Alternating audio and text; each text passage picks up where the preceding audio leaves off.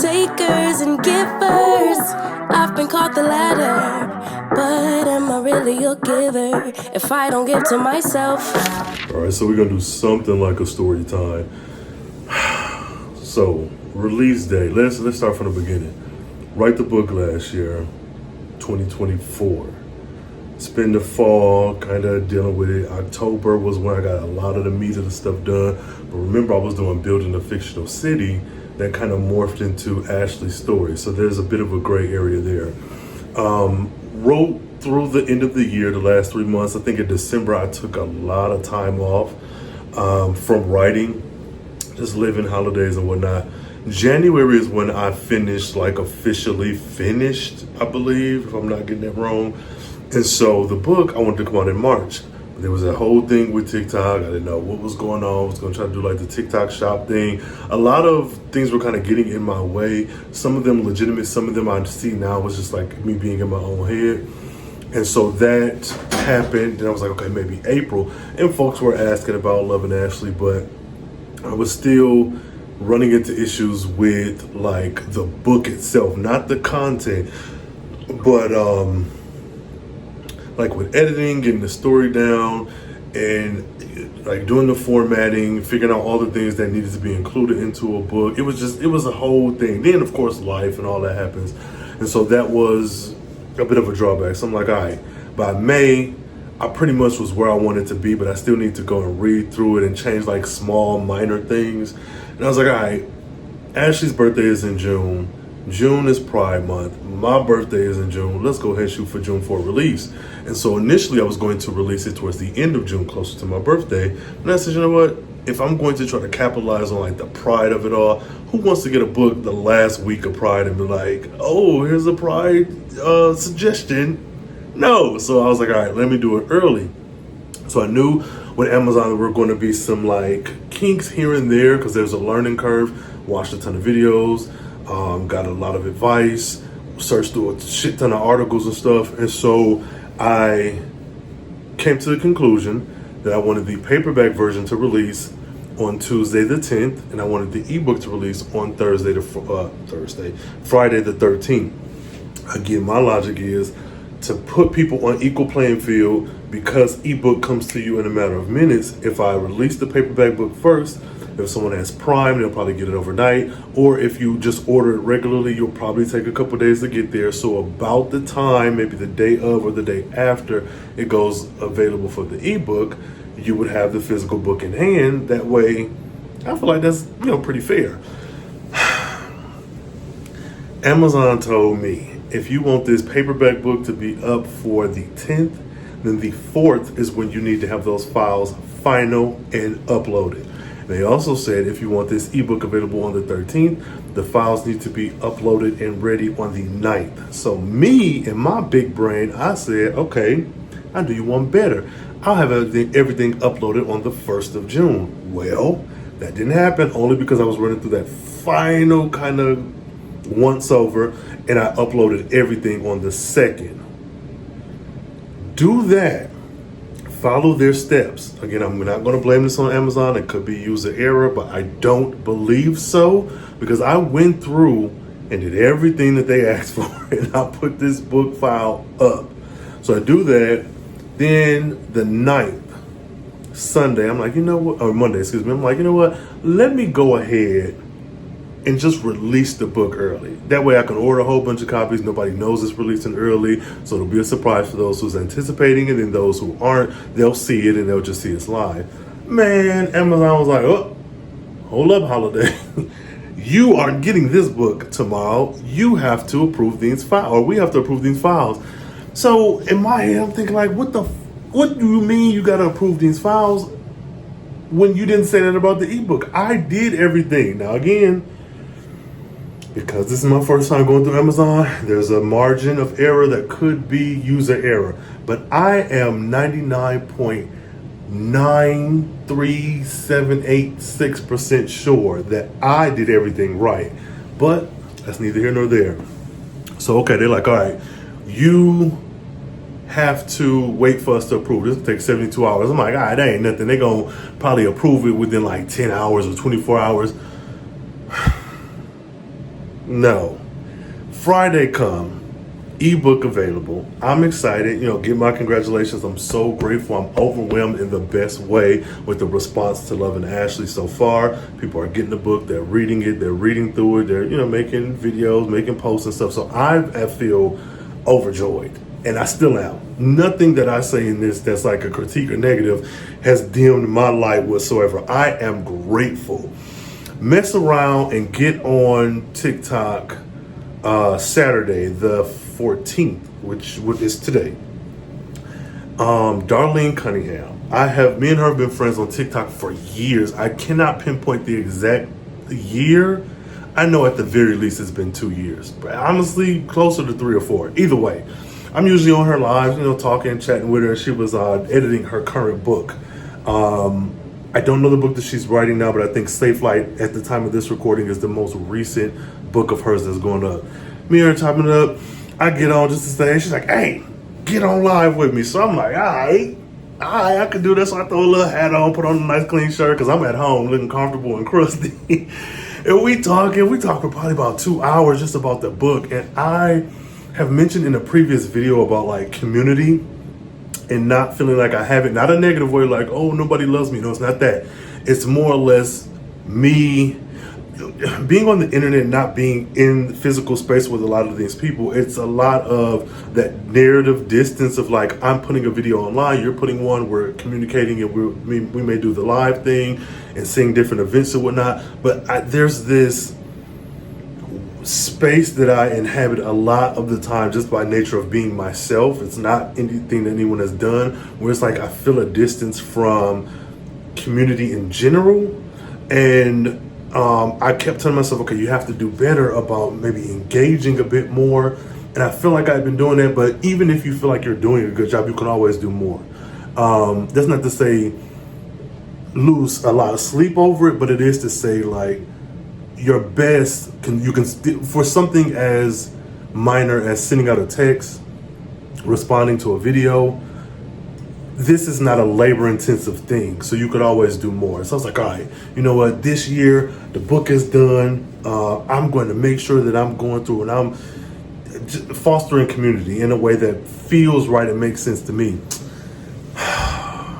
Darlene, if you are watching this, you are loved. This she just too cool. I cannot wait to meet her in person. So hopefully Black Romance Book Festival 2026, y'all will accept me as an author and let me sell my wares. But either way, I'm going. Whether I'm selected as an author or not, I have to be there.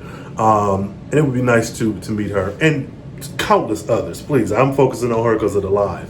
So we on the live and we talking, and it was really good conversation. She does not usually discuss other people's books and stuff, so I felt more than grateful. I only wish I had have like recorded, or if there was a way to like get that like, because I would love to upload it like for people to see. It was just really good conversation. So that happens. Now, in the meantime, in the back end, I've ordered 2 different shipments of the book. So going through other printers, and I'm kind of in a time crunch. So at the Pyramid, there's quite a few coworkers who are like, hey, we want the book. We didn't even know you was doing this shit, which I don't talk about that at work. It's like, whatever, we're at work.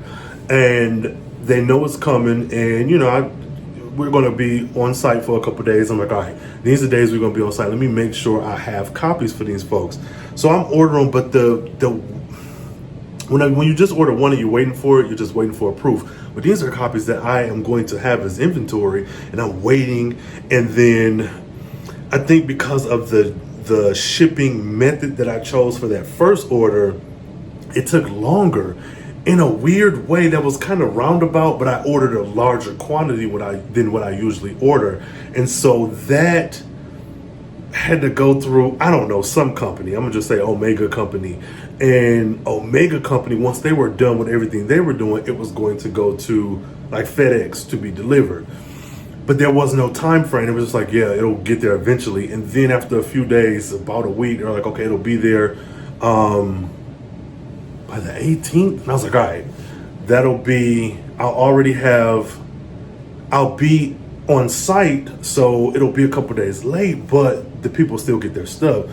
Man, that thing popped up at my door early this morning or earlier today. And I'm like, all right, bet. So now I go check the second order because there's a whole nother order that's coming, and that should get here sooner. So that one I believe said the 21st. I go back and look at it and they're like, oh, the 17th, Tuesday. I'm like, all right, cool. Well, in the midst of that, I've been promoting the book so much that I have people now, like my best friend, 3 of his coworkers, like, yeah, I want a copy. And I'm losing my shit because I'm like, I don't know if I could order these fast as, which is a great problem to have, mind you. I don't know if I'm going to order enough fast. So I'm overwhelmed in the best way, and I feel this sense of, I don't know. I've published before, but this is an official debut, and to see the response, I don't even know. Like, what I'm going to do now after I stop recording this video is I'm going to sit at that computer and I'm going to order a fuck ton of copies, because not only was the book Loving Ashley paperback pushed to the 15th Sunday, right before I press record, I get an email like, thank you so much for using Amazon Kindle Direct Publishing. Your book is available now. It's Saturday afternoon. Why is this available so early? I'm not mad. But now I am, I don't know. I'm very grateful. I'm very grateful. I am happy that people even want to read my book. I'm happy that people find interest in my book. When I was on the live with Darlene, one thing we talked about was like negative reviews. She was like, be prepared for that. And I told her, I've been podcasting for 10 years. I've gotten my share of negative reviews and negative comments about my craft. So I'm not necessarily worried about the negative review, because for me, I feel like the fact that you had an emotional reaction to what I wrote means that I did my job.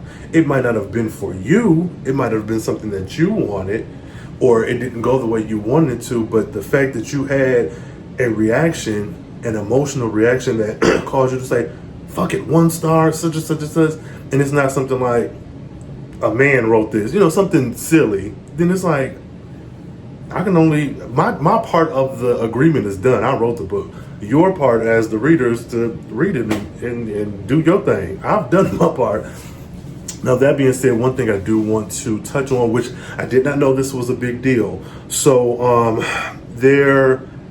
I forget the author. There was an author who I looked at one of their posts and they were like, there's cheating in this book. And so if that ain't your thing, get out of here or something. And I took it as this like lighthearted, funny, satirical thing.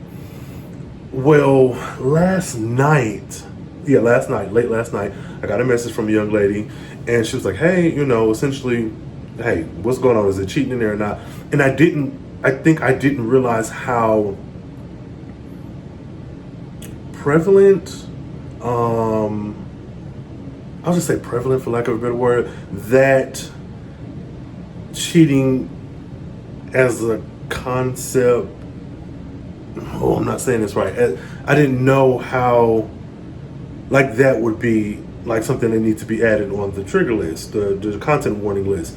And so I'm going to add that because I want people to be equipped to handle whatever's in this book. And I don't want you to have like worse off mental health, for something that's in the book. So I'm doing my damnedest. So there is a content warning page at the front of the book that lets you know what you're getting into, and I'm going to probably add that to my website as well, and maybe post it online on all my social medias, because there's some things that are mentioned that are kind of big, I think, as far as content warnings are concerned, but they're not, you don't live in the moment with those things in that book.